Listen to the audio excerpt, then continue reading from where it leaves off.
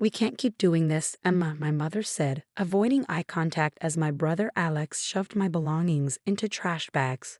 "The medical bills, the constant care, it's too much. You're becoming a burden." I sat in my wheelchair, still adjusting to my new reality after the rock climbing accident that had temporarily paralyzed my legs. The doctors were optimistic about recovery with proper therapy, but my family had other ideas. "But Mom, I just need a few months," I pleaded, watching as Alex carelessly tossed my photos and books into bags. The doctors said with rehabilitation. "We're not a hospital," she cut me off sharply. "Your brother needs the spare room for his home office, and we can't keep carrying you up and down the stairs." The irony wasn't lost on me. For years, I'd been the family's support system. I'd helped pay for Alex's college when my parents couldn't afford it, using my savings from teaching outdoor survival courses. I postponed my own dreams to care for Dad during his heart surgery. Now, 3 weeks after my accident, they couldn't wait to get rid of me. Alex didn't even look at me as he zipped up the last bag. "I called Aunt Marie," Mom announced. "She has a small guest room. It's not much, but—" "No," I said quietly, pulling out my phone. "I'll figure something out." They seemed relieved at my refusal, eager to wash their hands of responsibility. What they didn't know was that I had been preparing for this moment. I'd seen the way they looked at me since the accident, like I was damaged goods, a disappointment to their perfect family image. What they also didn't know was that my accident had happened while I was testing a new route for my wilderness survival program. The same program that had caught the attention of a major outdoor adventure company 3 months ago. I kept the negotiations quiet, not wanting to jinx the deal. "I've called a car service," I said, my voice steady. "They'll be here in 20 minutes. "Don't be dramatic, Emma," Mom sighed. "Where will you go? You can barely take care of yourself." I looked around my childhood room, now stripped bare except for my wheelchair and the bags of hastily packed belongings. "I'll manage. I always have." The car service arrived. Not the regular taxi they expected, but a specialized vehicle equipped for wheelchair transport. Their surprise at this small sign of competence was almost comical. "Emma," Alex finally spoke, his voice uncertain. "Maybe we should discuss this." "Now you want to discuss it." I wheeled myself toward the door. "After you've packed my life into garbage bags." The driver was professionally efficient, helping me into the vehicle while my family stood awkwardly on the porch. Mom kept glancing at the neighbors' houses, probably worried about appearances. "At least tell us where you're going," she called out. I smiled, thinking of the apartment I'd secretly leased last week, a fully accessible unit in a luxury building downtown. The same building where I'd had my final meeting with the adventure company's executives before my accident. "Don't worry about me," I said as the driver secured my wheelchair. "I'm sure you'll hear all about it soon enough." As we drove away, I caught a last glimpse of their faces in the rearview mirror. They looked confused, maybe even a little worried. They had expected me to break down, to beg to accept their dismissal of my worth because of my temporary disability. What they didn't realize was that my accident hadn't just changed my body, it had opened my eyes. While lying in that hospital bed, I'd finalized the biggest deal of my career. The contract was signed 2 days before they decided to throw me out. My phone buzzed with a message from the company's CEO. "Everything's set for the announcement next week. The media is excited about our new adaptive adventure program director." I typed back a quick confirmation, then silenced my phone as messages from Mom started pouring in. They'd have to wait. I had rehabilitation exercises to focus on, and a groundbreaking program to launch. Let them think they'd abandoned me to struggle. In 3 months, when the program launched and my story hit the media, they'd realize exactly what they'd thrown away. The driver caught my eye in the rearview mirror. "You okay back there, miss?" I smiled, feeling stronger than I had in weeks. Never better. Sometimes being kicked out is exactly the push you need. 3 months passed faster than I expected. Between intensive physical therapy sessions and virtual meetings with my team, I barely had time to think about my family's betrayal. The luxury apartment became my sanctuary, its accessible design allowing me independence despite my temporary limitations. The rehabilitation center's staff were amazed at my progress. "Your determination is remarkable," Dr. Santos commented during one session as I pushed through another set of exercises. "Most patients take much longer to reach this stage." What she didn't know was that every time my muscles screamed in protest, I pictured my mother's dismissive face. Every time I wanted to quit, I remembered Alex carelessly tossing my belongings into garbage bags. Pain became my fuel, rejection my motivation. My phone had been quiet for weeks. After the initial flurry of guilty messages from Mom and a few half-hearted texts from Alex, they'd given up trying to contact me. I heard through Aunt Marie that they told everyone I was taking time to recover at a special facility, their way of saving face with neighbors and friends. The day before the big announcement, I received an unexpected visit. Sarah, my childhood best friend who lived next door to my parents, stopped by with news. "You won't believe this," she said, settling onto my couch. "Your mom's been bragging about Alex's promotion at the country club. Apparently, he's now regional manager at his firm." I wheeled myself to the kitchen, grabbing us both some tea. "Let me guess. They're planning a big celebration. This Sunday. Your mom's invited half the neighborhood." Sarah hesitated. "She's telling everyone you're still too unwell to attend." I couldn't help but laugh. Perfect timing. "What do you mean?" I showed her the press release scheduled for tomorrow morning. Her eyes widened as she read, "Revolutionary Adaptive Adventure Program launches, led by accident survivor Emma Mitchell." "Emma," she gasped. "This is huge. The program, the funding. You're going to be on national news." I nodded, sipping my tea. "Tomorrow morning, every major outdoor and fitness publication will run this story.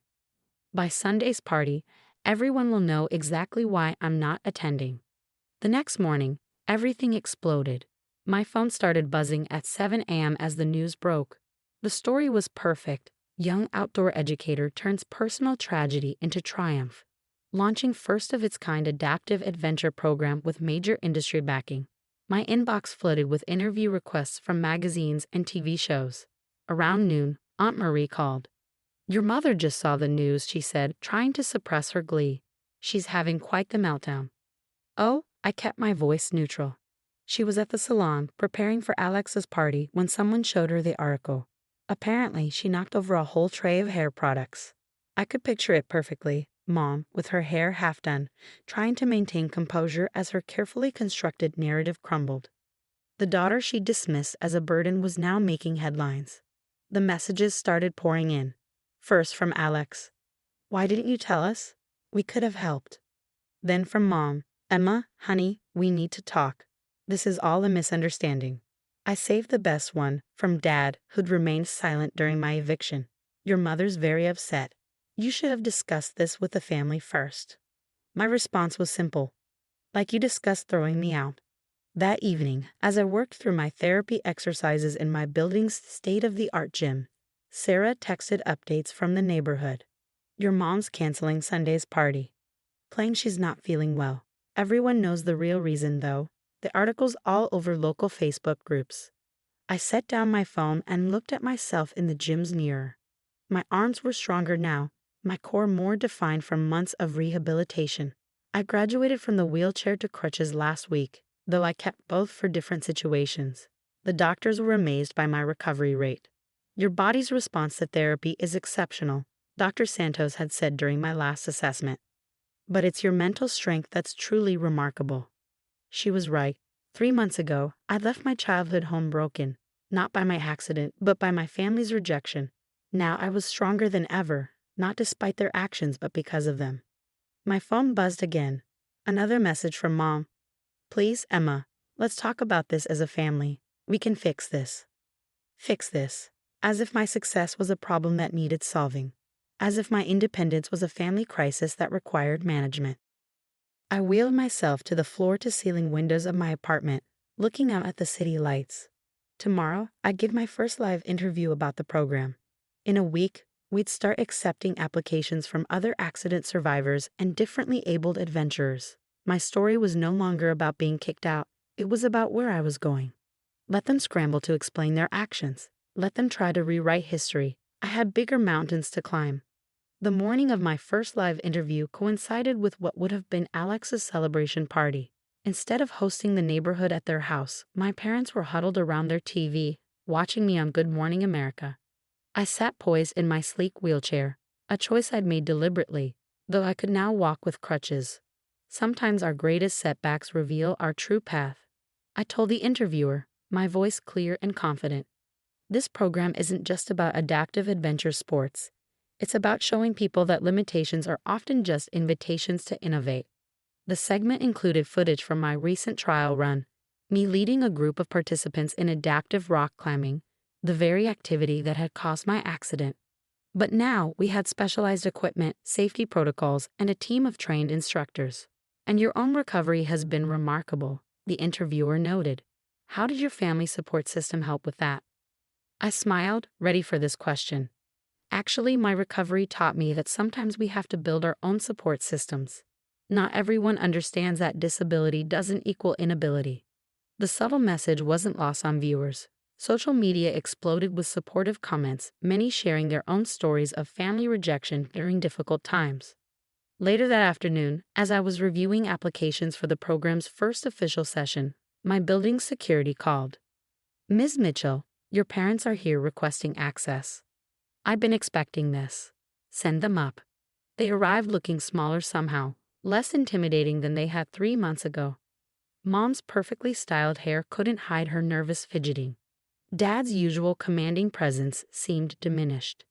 "Emma," Mom started, her eyes darting around my expansive apartment. "We've been trying to reach you." "I know," I replied, gesturing to my comfortable seating area. "Please sit." They perched awkwardly on my couch, taking in the adaptive modifications that made the space both accessible and elegant. Through my floor-to-ceiling windows, the city sprawled below us. A view that probably cost more than their entire house. "Why did you tell us about the program?" Dad finally asked. "About the contract." "Would it have changed your decision to throw me out?" The silence was answer enough. "We were worried." Mom tried. "We didn't know how to handle the situation." "So you decided not handling it at all was the answer." I maneuvered my wheelchair closer. "You know what's interesting? When I was in a hospital, before you decided I was a burden, the company's CEO visited me. He said my accident made our program even more valuable. Now I could understand our future participants firsthand." Dad shifted uncomfortably. "Were your parents, Emma?" "We deserve to know." "Like I deserve to know you were planning to kick me out? Or did Alex's need for a home office outweigh my right to recover in my own home?" The mention of Alex made Mom flinch. "He's very sorry. The promotion. It's not working out as planned." I couldn't help but laugh. "Let me guess. The company saw the news. They're not too happy about a manager who threw his disabled sister out of her home." More uncomfortable silence. "Emma," Mom pleaded, "we can fix this. Come home. We'll convert the downstairs study, make it accessible." "I am home." I gesture around my apartment. "And I don't need your space anymore. What I needed was your support, and you showed me exactly how much that was worth." Tears welled in Mom's eyes. "We made a terrible mistake." "Yes, you did." I agreed. "But it taught me something valuable. Sometimes the people we expect to lift us up are actually holding us down." I wheeled myself to my desk, picking up some papers. "These are applications from people like me, survivors, fighters, people who refuse to be defined by their challenges. That's my family now." Dad stood up, his voice gruff with emotion. "What can we do? How can we make this right?" I handed them a brochure for the program. "You can start by understanding that disability doesn't make someone a burden. These programs will help people rebuild their confidence, their strength, their independence. You're welcome to donate, anonymously, of course." They left looking defeated, the brochure clutched in Mom's manicured hands. As the door closed behind them, I felt the last weight of their rejection lift from my shoulders. My phone buzzed. Another message from the CEO. "Applications flooding in after your interview. You're changing lives, Emma." I smiled, wheeling myself to the window. Below, I watched my parents exit the building, looking small against the towering architecture. They'd thrown me away when I was at my lowest, never imagining I would soar to such heights. Let them live with that knowledge. Let them explain to their country club friends why they're not part of their daughter's success story. I had mountains to climb, lives to change, and a future to build. Sometimes being kicked out isn't the end of your story.